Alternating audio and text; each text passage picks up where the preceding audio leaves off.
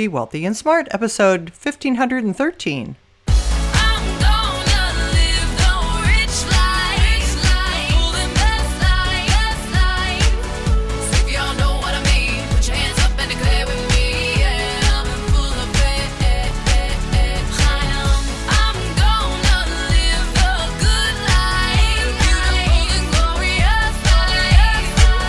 Step into a world of wealth and financial freedom without budgets, boredom, or bosses on Be Wealthy and Smart. And now, here's your host, Linda P. Jones. Welcome to Be Wealthy and Smart. I'm Linda P. Jones, America's Wealth Mentor, empowering women and men worldwide to financial freedom. On today's show, we're going to talk about things to keep in a safe. Now, I'm a big proponent of keeping things in safes, but the safe usually needs to be bolted to the floor in order to be unmovable by any bad actors.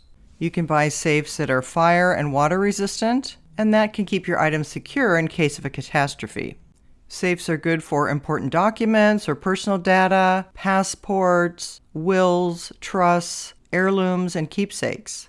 And they're a lot more convenient to have in your home rather than having to run to a safety deposit box at a bank all the time. A bank safety deposit box is only accessible during branch operating hours, and it's typically sealed when a bank receives a death notice. And then to open a sealed safe deposit box, estate representatives have to provide court papers to the bank in order to transfer ownership. Also, banks have FDIC insurance, but it does not cover cash in a safety deposit box. This FDIC insurance only insures deposits in bank accounts, not the contents of safety deposit boxes. So how do you buy a safe and where do you buy a safe? Well, there are safe stores. When I bought my safe, I actually went to a safe store and shopped for safes.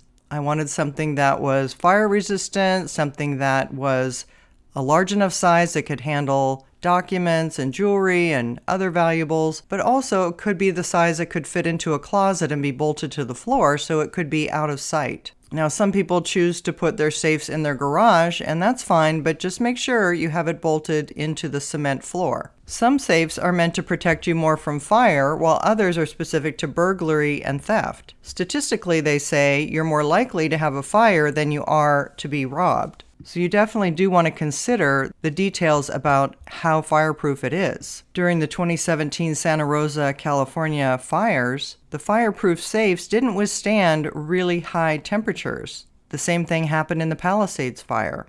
You can take a mobile fireproof safe with you if you have time and you know you're going to evacuate. That could be an option. But most people don't have time when a fire happens, and they just need to rely on the safe to be as secure as possible. So try to find out the highest temperatures that a safe can withstand in case you need to evacuate quickly.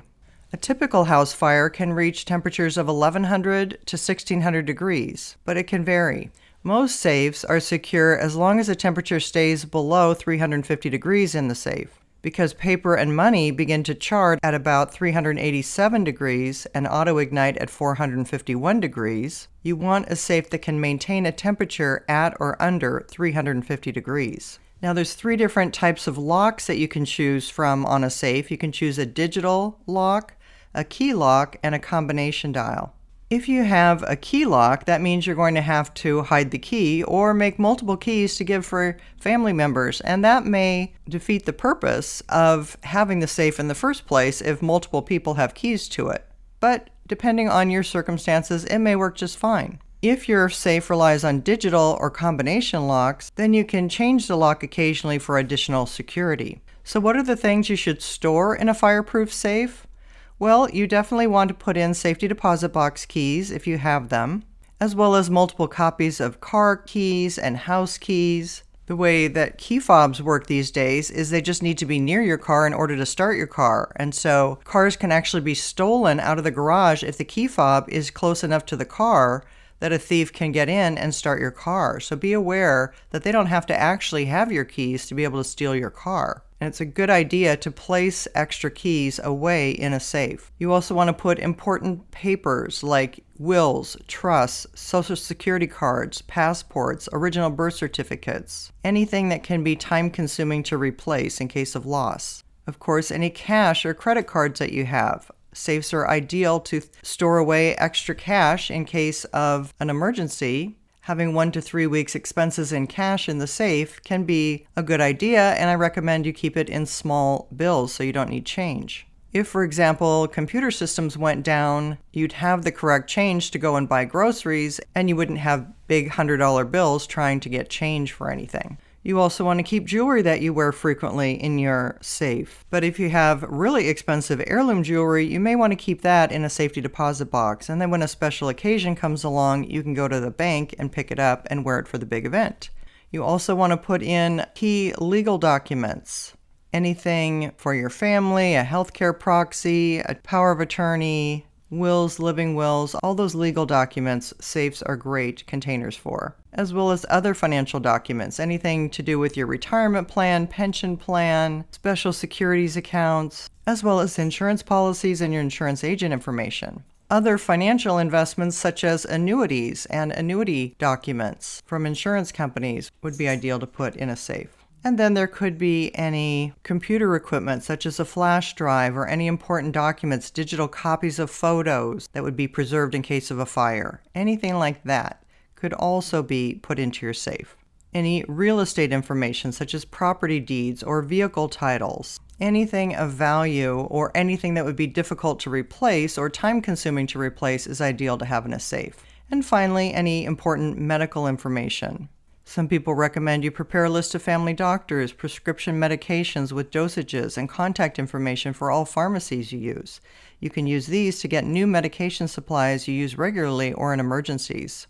So those are all the things recommended to go in your safe. Having something secure that's bolted to the floor is so important and can give you peace of mind. Robbers may get into your home, but they are going to have a more difficult time getting into your safe. If it's not bolted to the floor, they can always haul it away, even if it seems extremely heavy, which they are. Safes have been known to travel out of a home even though they're extremely heavy. And that's why being bolted to the floor is so important. So these are some ideas to help you in case of an emergency and help you sleep better at night. If you haven't yet subscribed to Be Wealthy and Smart, hit the subscribe button and you'll be notified as soon as new podcasts are available. And all of my podcasts are on my website at lindapjones.com/podcasts. And while you're there, sign up for my weekly newsletter for more wealth tips for your financial freedom. That's all for today. Until next time, live the good life and be wealthy and smart. Thank you for listening to Be Wealthy and Smart with Linda P. Jones. Share the wealth and tell your family and friends about the show. Check out our website, blog, and social media for more riches at www.bewealthyandsmart.com.